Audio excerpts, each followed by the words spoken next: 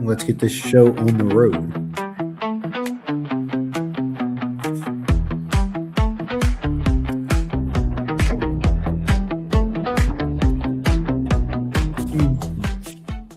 All right.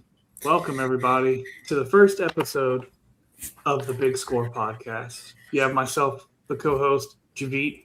I'm here with my two close friends, say best friends as well, Dan and Brad. If y'all want to introduce yourselves. Yo, I'm Dan. Dan, that's Dan. I'm Brad. Yep.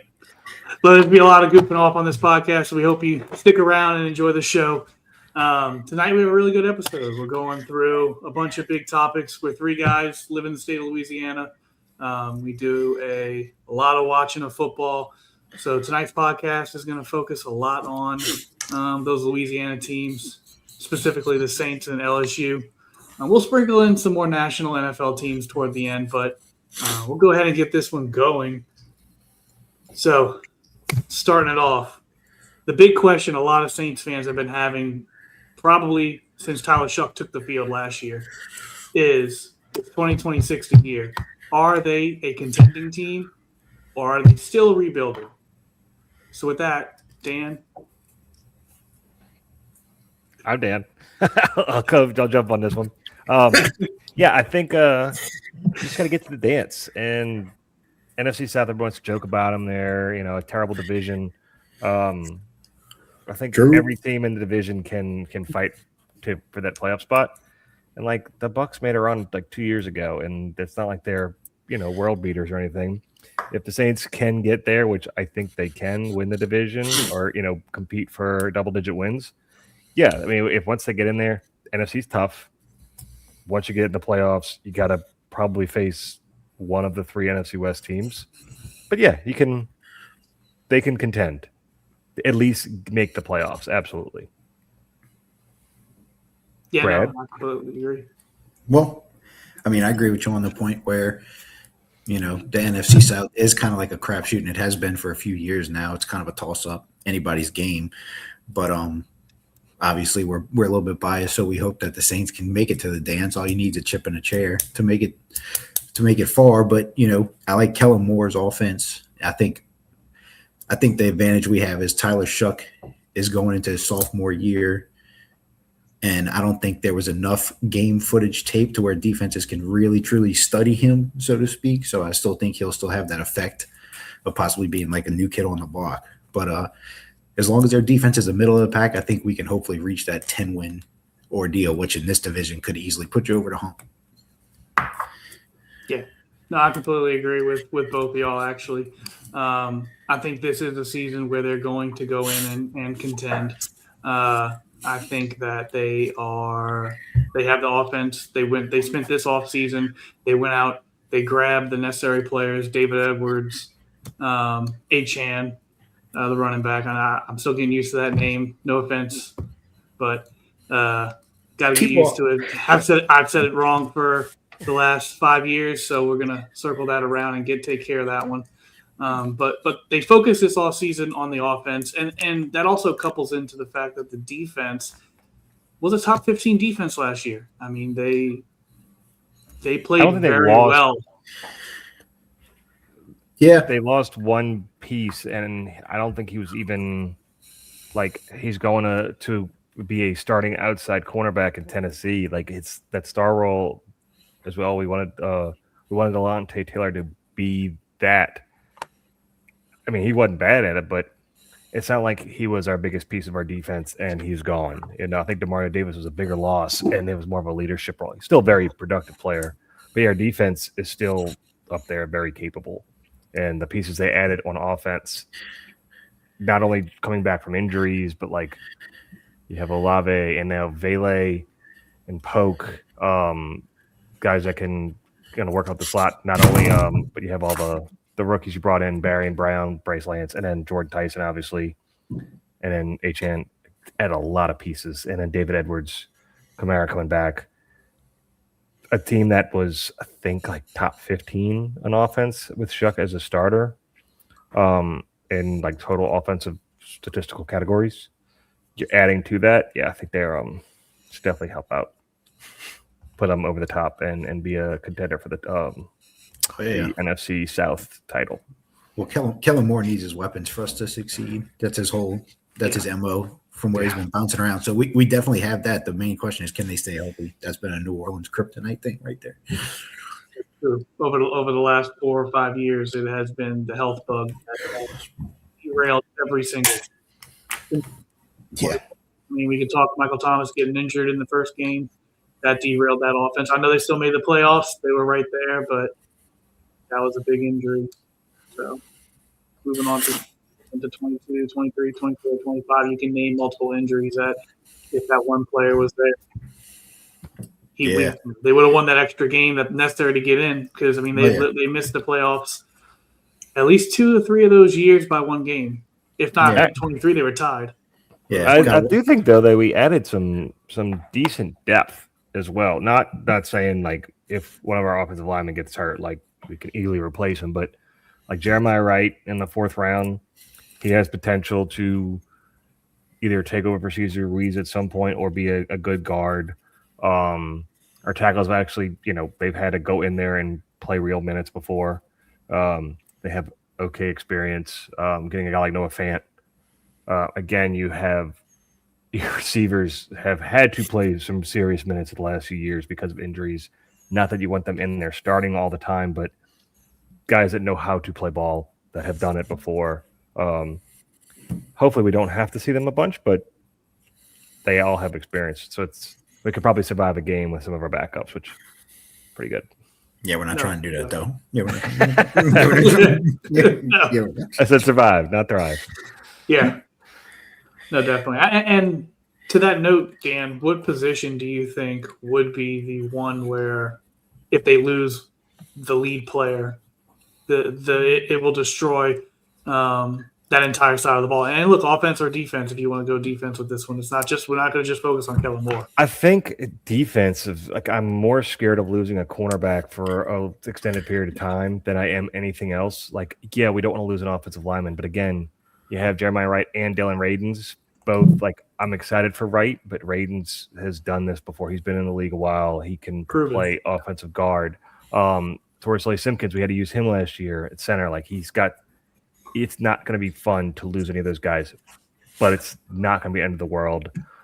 Shook's got some ability. You want to have that offensive line, but not the end of the world. Our receivers go down. We can replace them. I think cornerback is where I'd be most scared of losing somebody. Like, we hope Riley and Kool-Aid can step up and be shut down corners and super reliable. They still have their own question marks, but I'm happy that they're both out there. Behind them, Yadam. I like Yadam, but I like him for a couple games, not for a full season. So that would scare me most. Yeah. I was going to say McCoy, hands down. Yeah, the last 2 years. McCoy goes down. It's a total cluster. You know what? Yeah. The O-line has collapsed. Yeah, I agree. I'm interested to see the linebacking crew because that'll be all fresh meat working together, basically. Yeah. I'm super excited for Wilson coming in. I mean, I know he's more of an edge, but if we're running a 3-4, you can consider him a linebacker, right? He's outside linebacker. I mean, yeah, I guess so. Chase Young, it all depends on Young and Granderson too. I mean, pass rush is always going to make everybody else look better. So Chase Young's got to be who he was spoken of to be when he came out. So he needs to have double-digit sacks, no excuses. Yeah. No, I agree. And with Cam coming back, he's going to be gunning for at least 7 to 10 sacks this year. He wants to get into that top 5 NFL in NFL history for sacks. So he's going to be very motivated, being this is his last season. At least that's how it's been spoken of here lately.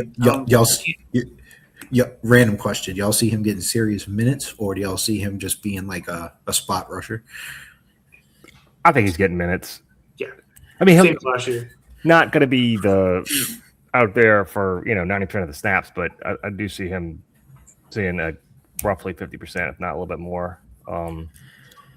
He's going to be out there. Last year? I don't know what his snap percentage last year was for total snaps, but I don't believe he played more than 70% last year. I think it was his first season that he's played under, because every season before that he had played almost 80-90% of the defensive snaps. I think last year was the first time without injury that he's played below that threshold, and I think it's going to continue this year. I mean, he's going in his 16th season. It's going to take a tip. A lot of wear and tear. Not significant. Like, he's not going to just be a guy that's rah-rah on the bench. He came back. He's going to be on the field and making an impact, and you want him on the field making an impact. He's still a good player. Yeah.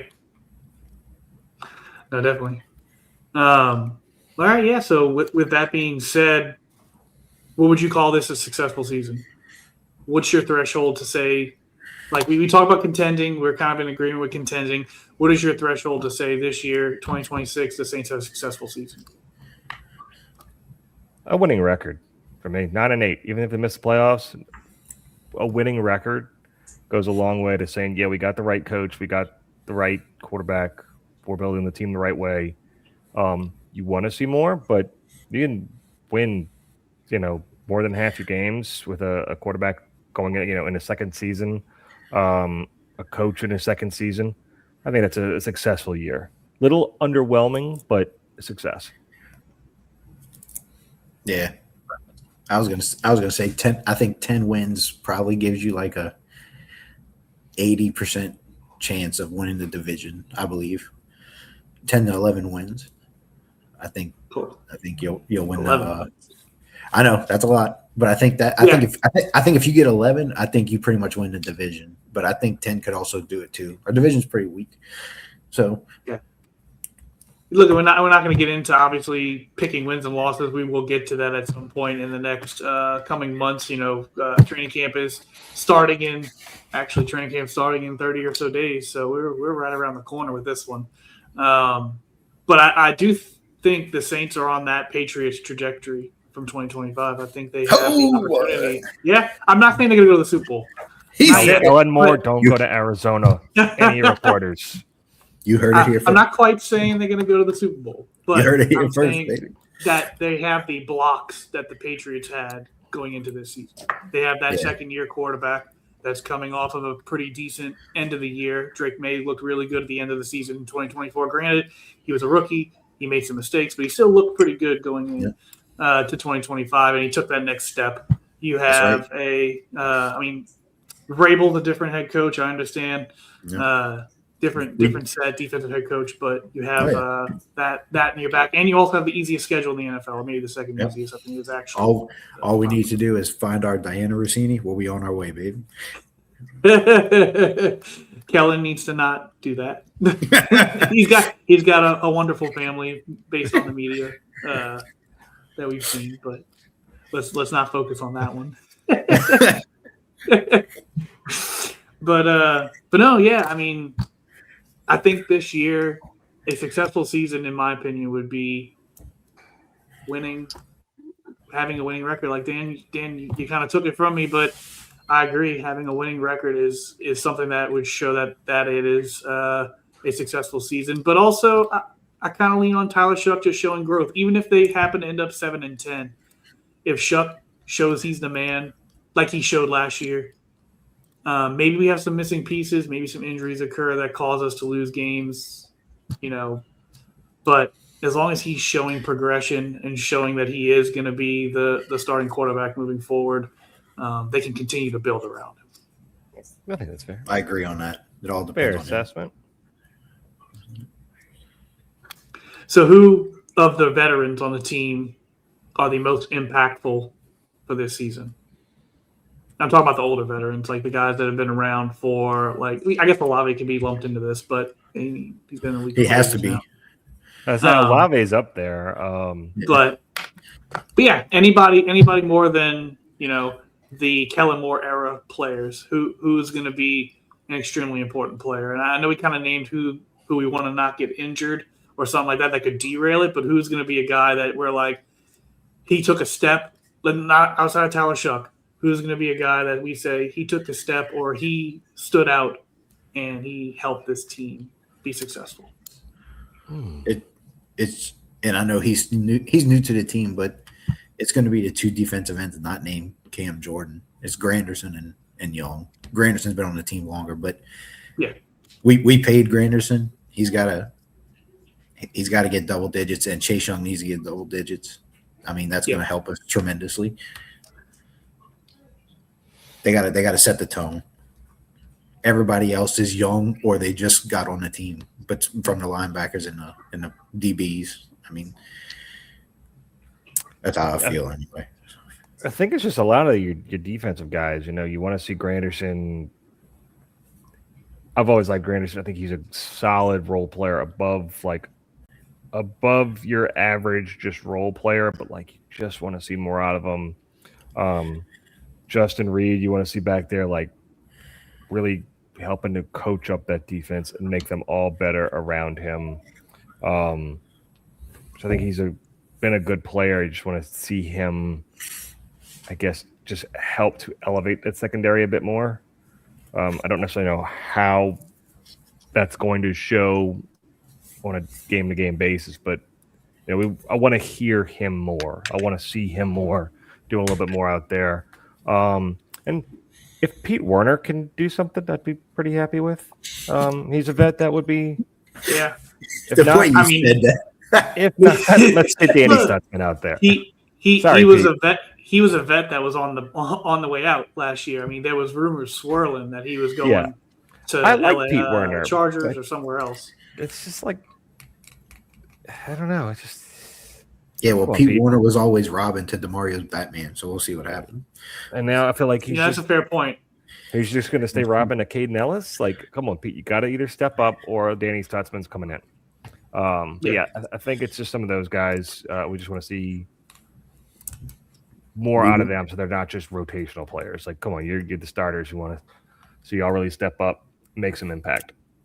Yeah, I am going to say an offensive player, but Brad, you did bring up a name that we didn't touch yet, or if we did, it was very briefly. Was DeMario leaving the defense? You know, that is going to be a major hole in the team, and I don't think it's an athleticism hole. I think it's going to be a mental hole. I mean, that dude.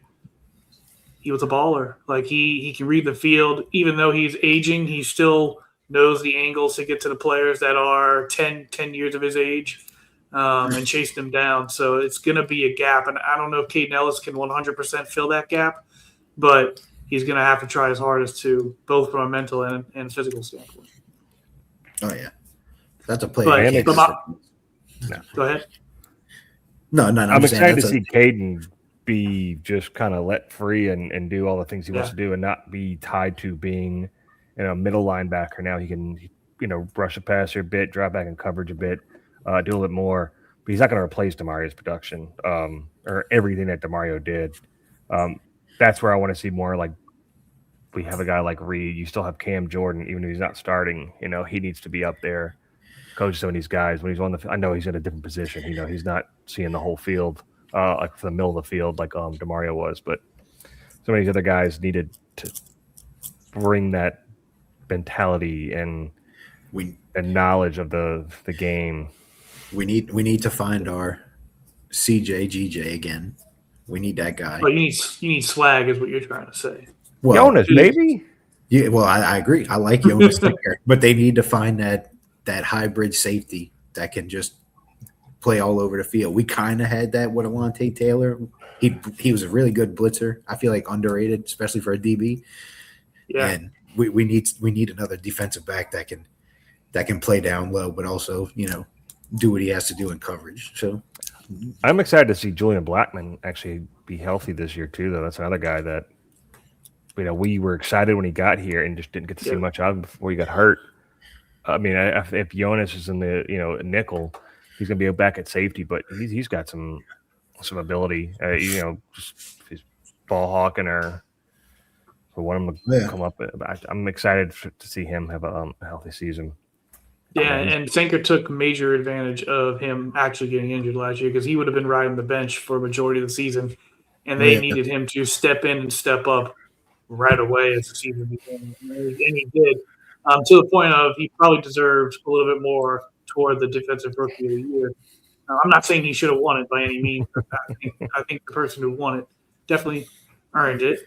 but he definitely deserved a little bit more media chat points with him. But the player that I'm thinking from a veteran standpoint that really should or needs to step up this year and would be a benefit on the team is Juwan Johnson. Yes. That tight end group could make or break this season on the offense. Kellen Oscar likes to Delp. go at tight ends.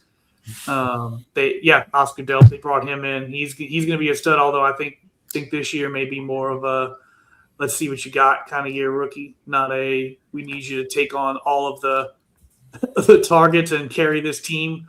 He gives you the opportunity to run 13 personnel though with him, Fant, and Johnson. No, that's exciting. That's exciting. Correct. So Juwan, I really would love to see him step up this year and build on what he built last year, which was still a really good season, especially when Shuck got in there. I think I would have to go look up the stats, but his drop percentage significantly reduced when Shuck came in. And whether that's Shuck's ball, how he throws it, or injuries that we're not aware of, we can't answer that right now. But I really like. I could see Kellen using him as his big body receiver and run a lot of technically two tight end sets. Yeah, that would be nice to toss him into the slot or something like that. Exactly. And still have Fant. Still have basically. I'll let Jimmy Graham on both sides. Yeah. Both those guys are tall and because both of our receivers. Both of our receivers, as far as Olave and Tyson, I don't view them as possession, even though I think their hands is great. I don't view them as big body possession type guys. Juwan is that hybrid, so to speak. We just need to get consistency out of him. Yeah. Consistency. Definitely with Juwan. But so we're getting toward the end of the segment. Last question for everybody. So Vegas is over under that I recently saw was 7.5 wins. That may have changed, could have gone up, could have gone down, but the last I saw was 7.5. Brad, over under. Over. Dan? I'm on board with y'all. It's going to be over. They're winning at least 8 games. I mean, look, real quick, just look at this schedule.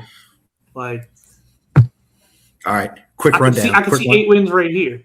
Yeah. Oh, we don't want to give everything away, Brad. No, quick rundown. Quick rundown. Week 4, W. That's all that matters. So there you go. That's the most important one. Dome coming. That one counts for 8 wins. 20 years. Yeah. If they lose that game, it'll be extremely disappointing. Similar to when they lost in 2016. Saints fans, don't be discouraged if we start slow by going to the Rams and to Baltimore. Yeah, it's a rough start. It's a tough way to start the year, but I still think it is a tough way to start the year. But Baltimore could fall. Baltimore could fall. Yeah, new head coach, new coaching staff completely. Yep. I'm curious to see how they're going to handle that change. It's definitely a big one there. Well, let's slide right down the I-10. About 60 minutes, and let's talk about some LSU football. Dan, is LSU already in win-now mode with Lane Kiffin?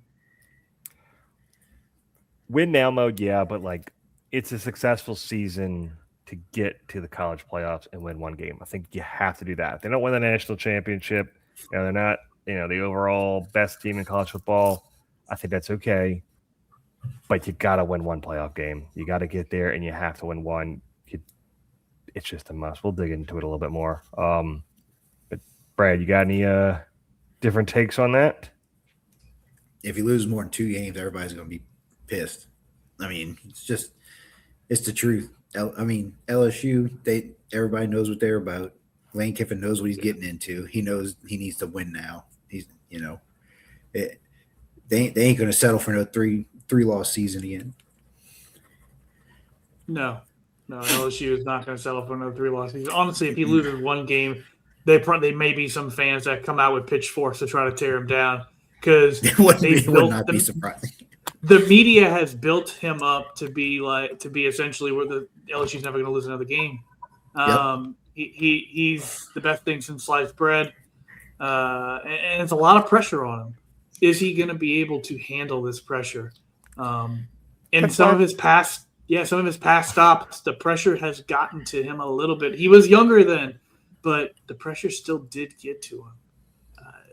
This is a time where he's got to come out and win now. And I completely agree that he needs to win now. LSU is expecting to be in the playoffs. They're expecting to be in the national championship game this year. The fans are, at least. I mean, I think it goes before I get into my head coaching takes. I mean, look at the roster. There are 11 new starters projected on the offense and the defense. We got a new kicker. Their backups are all new.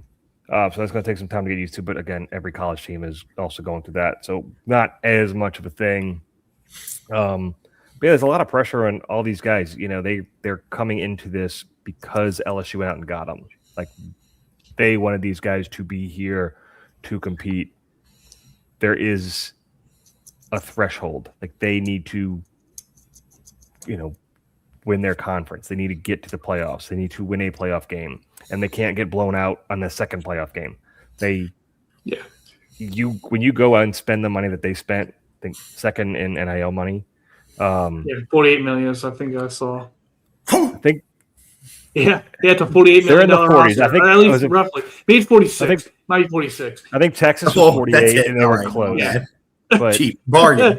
Yeah, you don't go spend that kind of money to not compete right now. Again, not a complete failure because your coach is his first year here. Again, you went out and got a guy like Brian Kelly who had a lot of success. He had his ups and downs at Notre Dame, but the last, I think, 5 years he was there, would lose 2 games, lose a game. I think one of them he had 3 losses. But he was a successful coach, and he got here, and ask any LSU fan about Brian Kelly, they're glad he's gone. Lane Kiffin, what did he do to make you feel differently about his last stops than Brian Kelly did with Notre Dame? I mean, everybody was ecstatic when Brian Kelly came and didn't do much. What's different? That's how I feel about Lane Kiffin. I hope he can take LSU, to the top. I mean, it's about the players, and now these guys change every couple of years. But yeah, right away, I mean, you went out and got the best transfer quarterback.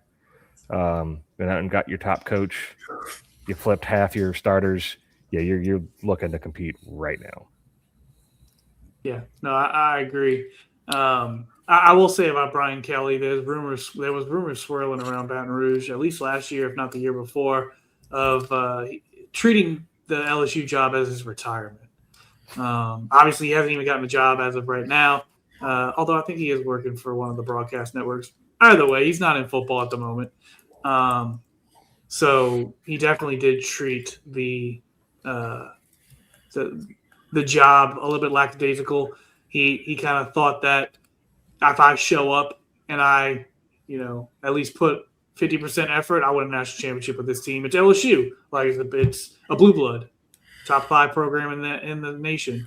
I could just coast to a championship. And obviously couldn't. A&M embarrassed us pretty bad in Baton Rouge. That cost him his job. But yeah, no, Kiffin's got a lot of pressure, like I said before. So, Brad, what's your thoughts there? I mean, yeah, he's definitely got pressure on him, but it's like he's been so hyped he's been a big name in the media for the last 5 or so plus years. So I mean, he's got to be used to the attention by now.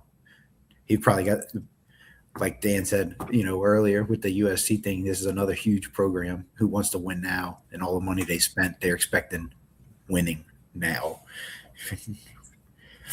Yeah, like, I mean, USC was expecting him to do everything for them and just didn't live up to it. I know he's had success as a coach. He's not a bad coach, but he's never reached that highest of highs pretty much anywhere he's been. I mean, as a head coach, I think he had some success with Alabama.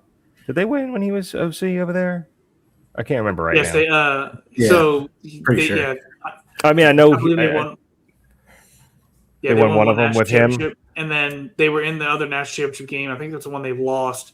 Right when he took the FAU job, Saban punted him out of the building because he wasn't focusing on Alabama and trying to win a championship. He was focusing on recruiting for FAU, which is essentially kind of what happened with last year with Ole Miss. Yeah.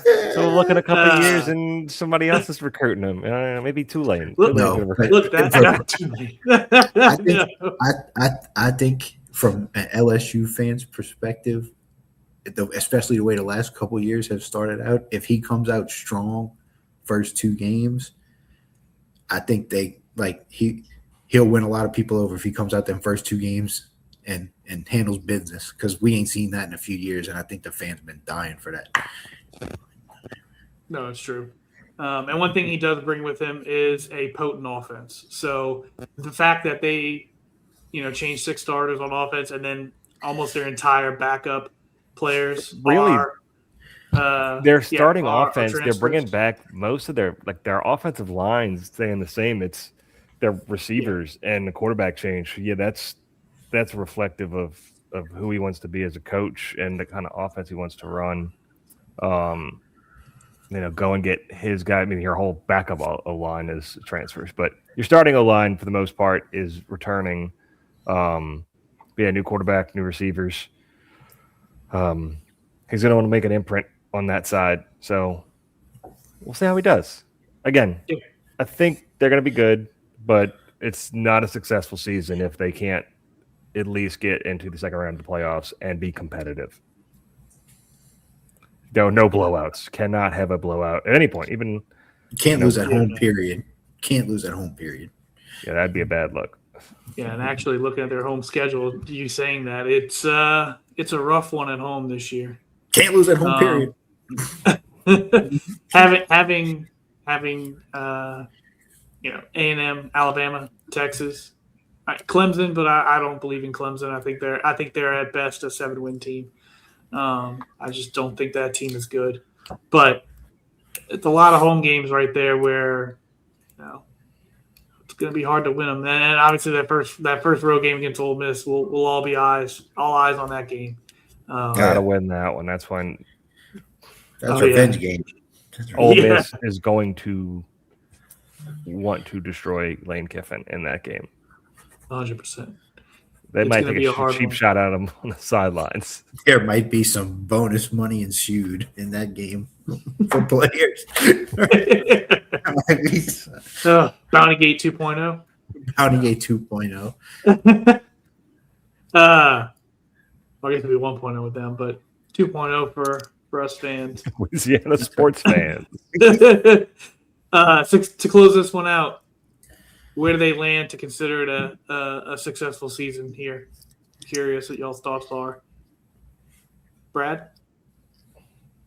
2 losses max, and that's pushing it. One loss, to be honest. 2 losses. If you can get in the playoffs with 2 losses, which can happen, again, you just got to win 1 game in the playoffs. If you don't make the playoff, it is a bad look. Again, nothing's going to happen. You're not going to flip your whole roster, kick your quarterback out, kick your coach out. But the fans are not going to be happy. The school's not going to be happy. You got to get the playoffs. You have to. 2 losses are going to be tough. I agree. A two-loss SEC team will make the playoffs. We've seen it happen. So that's very realistic. Obviously, it depends on who the 2 losses are to and tiebreakers in that situation. But 2 losses can get you in. 1 loss is where the expectations are going to be set for LSU fans, and he's got to win a playoff game. I think he has to get in and win a playoff game. Let's get to our final topic tonight. It's a pretty big one. We're going to pivot away from our Louisiana teams, and we'll go focus more nationally with the NFL. Brad, what team is being overhyped by the media right now? If I had to pick personally, I'm going to say the Bears. And my main reasoning for that is last year their defense was super turnover heavy dependent. I think they led the league in turnovers. I think they had somewhere around like 35 or 36. I don't see that being repeated, at least not to that height anyway. But that I think they're a 10. I think they're probably I say 10, probably like an 11 win team, which for the most part is pretty good. But that division's strong. I think the Lions bounce back, and I think the division's going to go through Detroit. But I do believe in Ben Johnson. I'm not the biggest believer in Caleb Williams. He's very flashy, but his consistency, I think, is his downfall. And I think if those turnovers aren't quite there, and if the running game's not as strong as it was last year, I think they can run into some more speed bumps unexpectedly. And then the Packers, they kind of had an off-ball year too. They always hover around 10, 11 wins with Matt LaFleur. So if they can stay healthy too, I think that's a three racehorse division right there. That's a good pick. Where you going, Dan? You're sticking NFC? You're going AFC here? I'm going to go AFC. Not a super, super hot take. I think this team's going to make the playoffs still. But I'm looking at the Broncos. AFC runner-up. Didn't have their starting quarterback in the championship game. That sucks. Still only won it. Yeah, I like Bo Nix. I think he's a really good quarterback. I like their team. There's not much turnover. I know they lost John Franklin Myers. Who's a tough piece to lose, but they can replace him. I don't know. It's like what Malcolm Roach is. They're next up right now. Projected. Who knows who's going to win it out in training camp. They did go get Jalen Waddle. So that's really it. That's their big pieces that changed on offense. I think PJ Locke was a starter on defense last year that they lost, but not a lot of turnover. But look at that, 2 years ago, they were a third-place playoff team with a rookie quarterback. So last year, I thought they would take that step up and win the division, which they did. But it's not like they won a ton more games. They won a lot of close games, which partially luck. Good teams win close games. But, this year they have a first-place schedule again. I think they're playing the NFC West, which is tough. Their own division. The Chiefs were bad last year. I don't see the Chiefs being that bad again. The Raiders are going to be a little bit better. I'm not saying they're going to lose the Raiders, but I don't see them breezing through the West. I don't see them being the number one seed in the AFC. I don't see them being a lock for the Super Bowl. I think they would have beaten the Patriots if they had Bo Nix. Again, that's speculation. I don't think they're taking a big step back. I just think their schedule is harder. They're not just breezing through the AFC. I see them being a wild card team. I don't even see them win the division. I could see them being in the third place again, like they were 2 years ago. Chargers just kind of maintain. Maybe they win the division. Chiefs should take a step back up. I think either the Chiefs or the Chargers win it. And Denver, either second or third place in their own division. Still a playoff team. Again, you can, like I said earlier, just make the playoffs. Anything can happen. But yeah, I don't just see them running through it. They're going to have a tough time. So we'll see what happens. And again, quarterback coming off an injury. He's still relatively new into the league. I know it doesn't take years to become a veteran these days. Like second year in the league, and you show up like Drake May did last year. He doesn't really come into year 3 with a lot of questions. But we'll see how Bo Nix does. I don't see the Broncos being this world beater. We'll see how they do. I still like them a lot. I think they make the playoffs, just not division winner like a lot of people are chalking them up to be. Not What nice, about you, yeah. Javid? I am gonna stick with the AFC and go Dan's picks AFC championship opponent, the Patriots. I just don't see it this year. I think last year they were helped out a lot with a last place schedule, playing the likes of bad teams like the Saints and the Raiders, and some other and some other bad teams. Drake May is a great quarterback. I honestly think he's moving into the top 8, if not higher, here going forward. But I think a lot of things are going to go against them this year. That first place schedule is going to hurt them. I I know the Buffalo Bills just changed their head coach, but I think they are going to take a step up and get back to being the division winner in that league, in that division. Also, we can't put past Rossini Gate. That's a lot of distractions going on with their head coach.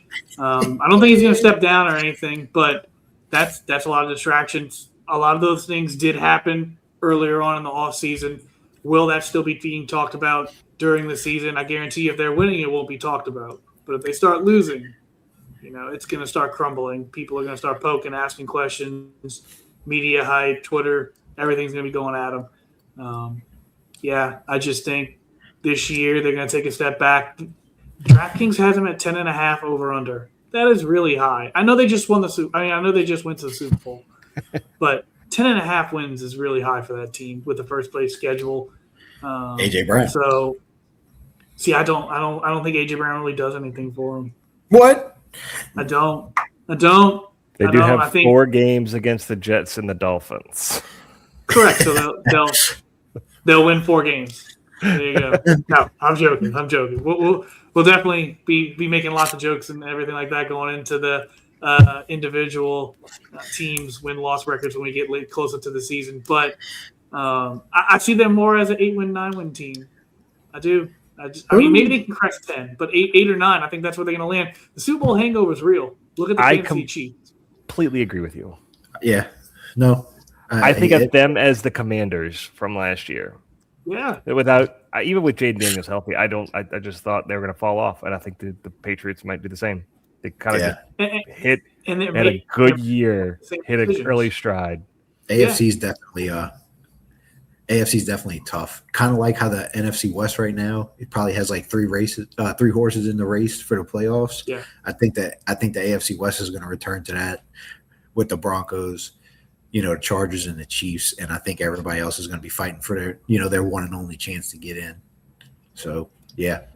And I do agree. I think it runs through Buffalo. At least as long as Josh Allen's in the building, I think it runs through Buffalo. Yep. Yeah, and I do agree with both of y'all. The Dolphins and the Jets are going to be easy wins.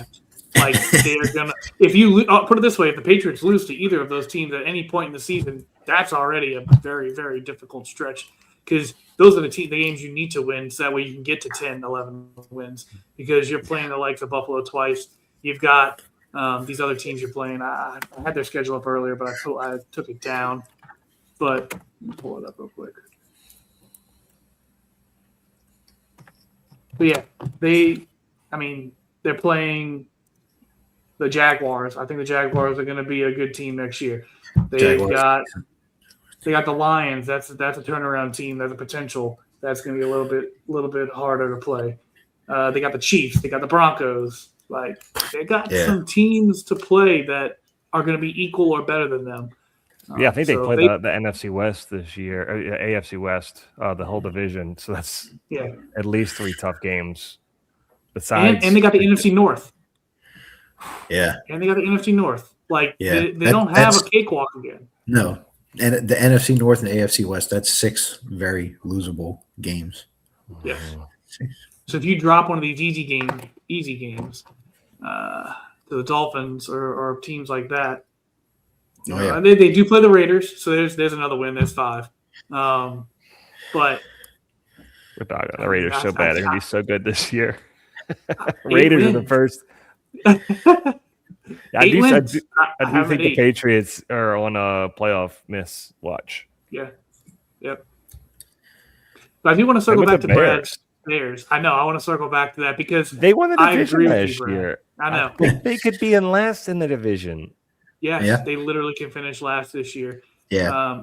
Vikings had a fluke year. I'm not going to say a fluke year, but they were, 13 wins the year before last? And then the train wreck of quarterback decision-making and whatnot. Yeah. And who would have thought not betting on Sam Darnold would have killed your season? And won your Super Bowl by betting on him. Like, who'd have had that on their hat last year? I do believe, though, I'm a Kevin O'Connell believer. I think he's a good coach, but I don't know if Kyler Murray's the answer. But he was in like a very, very bad spot with ownership and fandom, I'm sure, watching what happened then between the JJ McCarthy draft pick. Not saying, hopefully just being a good guy, hopefully it works out for him in his career. But with that draft pick, the Sam Darnold decision, and now him basically grabbing Kyler Murray, who's super talented but can never seem to just put it together in Arizona. We'll see what he can do with him. Hey, he's always good between September and October, but once Modern Warfare drops, it's over. Well, we all know that. That's what I'm saying. But the Vikings do have. I mean, they won 9 games last year. Again, they had a terrible quarterback. That's what I'm saying. That defense is crazy good, and it's not like that defense got any worse. They traded somebody during their DN during the draft. They're still a really good defense. They could easily win, more than half their games again. The Lions, you expect to win, close to 10 games. The Packers, they're going to miss Micah for I don't know how many the first few weeks of the season at least, but they have some turnover in their defense, like including their coordinator. And Josh Jacobs has some stuff going on right now. But you don't expect the Packers to just be bad. Like you're expecting them to at least win 9 games, probably closer to 11. I'm pretty sure they've won 10 games in a row and been the 7th seed the last 3 years. Yeah. So you don't expect much different from them. They're going to have I'm pretty sure that's really the Bears. I think have a ton of talent, but they're younger. Is it going to mesh? I think they're going to have good play calling. Defense was good, but just because of turnovers, you can't rely on that week in and week out. X the Jets. Thank you for laughing at that. No, I forgot they had no turnovers last year. You can ask the Jets. You're just not going to get any kind of answer. The Bears, it's going to be hard to repeat. Again, they're going to have a first place in a schedule like we saw with the Patriots. Like you said, they had an easier schedule, did well with it, but a tougher schedule comes along. You're like, you know what? Maybe it's hard to win double-digit games again. I do think that you're right with the Bears slipping back, and they could probably finish last in their division. Yeah, and they lost DJ Moore, which that could be like an under the radar move, but we'll see who becomes like the number 1 target for Caleb. So true. You got a lot of young guys there. Yeah, I agree. I agree though with the Bears being your pick, Brad, because that team has a pretty talented defense. They have a pretty talented offensive line. Receiving core is good. I know they lost DJ Moore, but the receiving core is still pretty good. They're young now. The tight ends, I mean, they spent 2 draft picks on their tight ends 2 years in a row. I think Caleb is the main thing that honestly is holding them back. I personally just don't believe in Caleb. I don't think he is a top 10 NFL quarterback. I mean, he's got 10 to 15 absolutely awful awful plays every game, but he makes that 1 or 2 that your jaw hits the floor, and you forget about all the other ones. But the other ones is what makes the game win or lose, not the 2. Now, granted, against in the playoffs, that one play that he did won the game. So it can win you a game anytime. But over the long term, it's not going to win him games. So unless he can tighten up and start being more consistent quarterback, he's just not going to last as a top quarterback in the league.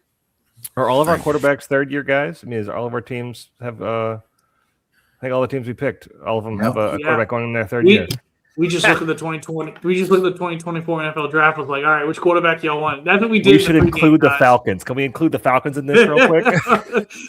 They're not a top 10 offense. Stop saying it. They're not a top 30 offense. They've got 2 quarterbacks on their team that don't know how to throw the ball.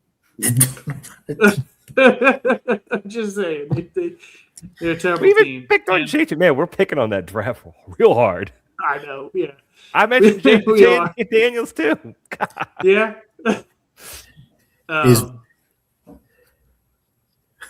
He's funny. What? So to wrap the segment up there, out of the 3 teams we picked, the Bears, the Broncos, the Patriots, which one will not make the playoffs? The Bears That's what I'm going and the with. Patriots. I really don't think either of them make it. Both. No. I think my team It's- is going to make it. I just don't see they're not going to be the number 1 seed. I can see both of Brad? y'all teams missing it. I'm gonna say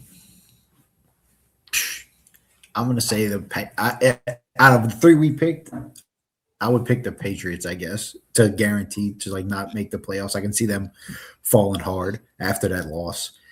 So Yes. after that loss, the offseason BS with the media and Vrabel and all that stuff.